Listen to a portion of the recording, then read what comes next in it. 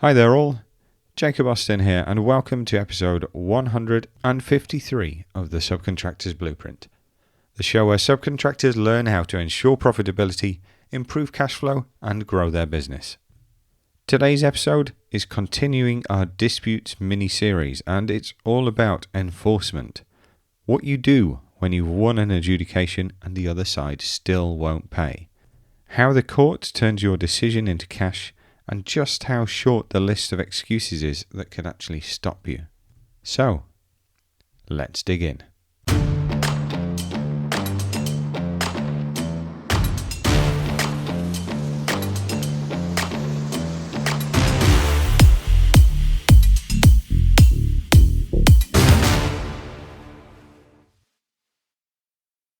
So, you did everything right. You've crystallized the dispute, you've built your case. You've then won the adjudication and the money still hasn't landed because a decision on paper is still not cash in the bank. Well, today we're covering how you turn one into the other and why the law makes it very, very hard for that process to be stopped. So here's where we are just to recap in the series. You know your options. You know the gates that you've got to pass through just to raise the dispute in the first place. You know how to run the adjudication machine, how to win the payment fight, and how to defend when it's aimed at you. And let's say you've won. The adjudicator has decided in your favour. There's now a number with your name on it. But nothing happens. Because here's a hard fact about winning. A decision is only worth what you can actually collect it on. A brilliant adjudication and a landslide victory with a decision notice that sits in a drawer whilst they ignore it is worth exactly nothing. The win isn't the decision. The win is when the cash lands in your bank account. And in between those two things sits enforcement. Now the good news, and it's genuinely good, is that the whole system is built to get you paid. This is where all of that jargon about pay now and argue later stops being just a phrase and starts being the weapon that works for you, that gets you the money. So let me show you how it works, and why the other side has got so little that they can now do about it. Start with the idea that makes all of this tick. Temporary finality. An adjudicator's decision binds you now, immediately, even though it isn't the last word forever. Either side can still go off to arbitration or to court afterwards and still get the thing decided properly once and for all. But in the meantime, that decision stands, and that means it needs to get paid for. And if it is argued, it's argued later, after cash has moved and changed hands. That's the temporary finality that we're talking about. This got nailed down right at the very beginning in the very first ever enforcement case back in 1999, a case called Macabre. This one is one of us. Macabre were a groundwork subcontractor. They did the work, the main contractor didn't pay. They went to adjudication and they won. And the main contractor then refused to pay and tried every clever argument going about why the decision shouldn't be enforced. And the judge, Mr. Justice Dyson, basically said, no. Parliament built this thing to get construction firms paid, and quickly, even if it's on a provisional basis, with the decision enforced, while any further arguments have to play out later. The decision is exactly that, it's a decision, and you pay in line with it. And the way you enforce it is you go to court and ask for a summary judgment. So that's the route, should you need to know it. You don't start from scratch and re-argue everything. You take your decision to the Technology and Construction Court, to the TCC, and you apply for summary judgment. Summary judgment just means that you're saying to the judge, hey, there's no real defence to this, the adjudicator's already decided on it, so please give me a formal judgment now without dragging it through a full trial. And because it's an adjudicator's decision already, the court moves fast on it. They shorten the timetable deliberately, and we're talking weeks, not the year or more to find a date that a normal court case can take. Now the other side does get to turn up and argue against enforcement. And this is the bit that I really want you to hold on to, because this is where your confidence comes from. The list of things they're actually allowed to argue is tiny. Remember from last week, there are only 2 real defences: no jurisdiction or a serious breach of natural justice. And that's it. That's the whole menu. And both sides of those are narrow, and the court comes at them with a heavy dose of scepticism. What they can't do is just turn up and say the adjudicator got it wrong. We went through that as well. Wrong is enforceable. They don't get to re-argue the merits either. They can't say it's unfair that they've got to pay before the true value's been sorted out. They generally can't set off some other claim against the decision sum, or dream up a fresh withholding to knock it down either. The decision is a decision, and the sum is due. This is where that reservation discipline from last week comes into play. If the losing party has reserved their jurisdiction point properly, specifically, in writing and at the time, then they do get to run that here. If they didn't, they just took part and lost. They've waived it. They then turn up at the enforcement hearing with absolutely nothing in their hands, no hand to play. The battle to resist enforcement is very often won or lost weeks earlier in whether they reserved properly, which, when you're the one doing the enforcing, is exactly what you want to hear. Most of the time, they've got nothing. A couple of practical points whilst we're here. Costs. Unlike the adjudication itself, where you carry your own costs, win or lose, enforcement is court, and in court, the court costs generally follow the event. So if they drag you to court to get what you were always owed, then, should they lose, which they usually do, they can end up paying your legal costs on top of their own. And that's a real deterrent to them fighting a hopeless resistance, and it's a real comfort to you. And then what? What if you get your judgment and they still don't pay? Then your decision has become a court judgment, and a judgment has serious teeth.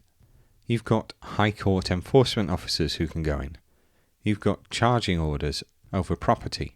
And for a company who's actually got money and is just being difficult, the threat of a winding up petition tends to concentrate their minds very, very quickly. Once it's a judgment debt, you've got that full toolkit at your disposal. Now, I'd be doing you a disservice if I made this sound like some magic button that's going to drop the cash in your lap the same week. So, 2 honest caveats. Firstly, in limited cases, the court can grant what they call a stay of execution, which means, yes, you've won, but hold on before you collect. The main reason a court would do that is if there's a real risk that you, as the winner, couldn't pay back the money if a true value adjudication later went the opposite way. So in plain terms, if your own finances look shaky, the other side can try and use that against you at enforcement. So your own financial health can actually matter here, and that's worth knowing. The second, and the big one, we'll give a whole episode to this at the end of the series. A judgment is only ever as good as the money behind it. If the other side is a shell or is genuinely insolvent, you can win the adjudication. You can win enforcement and get your judgment, and still collect nothing because there's nothing there to collect. Winning and getting paid are not the same thing, but we'll come to that properly soon. Now, enforcement can go wrong for subcontractors in a few different ways. The first of those is dithering. You win, then you spend 6 weeks having some polite phone calls with the contractor, giving them one more chance and another, whilst the decision goes cold and they get their affairs in order. If they haven't paid by the deadline in the decision, move on it. Hesitation is going to help them, not you. The second is treating the win as if it's the finish line, which it isn't. The win is halfway. Budget for the enforcement in time and for money. It needs to be part of your plan from the start, not a nasty surprise later whilst you're struggling for cash flow. And the third, which really belongs to them, but you should understand it, is that the losing party who threw away their reservation, who didn't reserve properly and now can't resist, when you're the one who's enforcing, that party is your best friend. If you're the one who've lost, it's the difference between a real fight and a walkover, which is exactly why we spent so long on it last week. Now let's go with a worked example. Let's go back to the example of the cladding subby from a couple of weeks ago that they won their adjudication. The main contractor was ordered to pay the balance of 190 grand, and the deadline in the decision comes and goes and nothing has arrived. Just silence, and then eventually some vague email complaining about cash flow. In the old world, the subcontractor would chase this for a couple of months, getting fobbed off and eventually settling for just half of what they're owed to see something. In the new world, the subcontractor moves. Within days of the missed deadline, they issue in the TCC and apply for summary judgment. The main contractor turns up to resist that judgment. And here's the thing, they never reserved any jurisdiction points during the adjudication. They just fought the money and they lost. So now at enforcement, they've got nothing real to say. But they try it on anyway. The adjudicator was unfair, the decision's wrong, and the judge has heard that 1,000 times. Wrong is still enforceable, and there's no serious natural justice breach in sight. So summary judgment is awarded to the subcontractor in weeks rather than months. And now that it's a judgment, and the main contractor, who's perfectly solvent and just chancing it, suddenly finds that the subcontractor's solicitor talking about enforcement officers and a winding up petition, and he's rightly scared by it. The 190 grand lands the following week, because you've got a judgment against a company that can actually pay, and the game is effectively over. So how do you protect yourself here? First, it's the discipline. Move fast. The moment the payment deadline in the decision is passed, you start enforcement. Don't drift into that endless chasing. Speed is pressure, and pressure is what's going to get you paid. Budget for it. Plan enforcement in as part of the process from the very start, so it's never a shock to your cash flow or to your nerves. Hold your nerve as well on the resistance. When they threaten to fight enforcement all the way, just remember how little they've got that they're allowed to argue on. Most resistance is bluff, and it's designed to make you blink and settle cheap with the contractor. So don't blink. Know that your post-judgment tools are there. Enforcement officers, charging orders, and the pressure of a winding up petition. You don't need to be an expert in those, but you need to know that a judgment is not the end of the road if they still won't pay. But it's the start of a much stronger road. Now, before we move on to takeaways, let me just bolt one more thing in there. So the sharp end. I mentioned the recovery tools in passing earlier, the enforcement officers, the charging orders, but knowing they exist and knowing how to actually point them are two different things. So this is recovery, getting the money out. And some people will run out of road here, so let me walk you through it properly. The first thing, and this is the step that people can miss when they're acting in anger, so don't. Before you spend a single penny chasing, find out if there's anything to chase. You can look. Their accounts are filed at Companies House for anyone to see.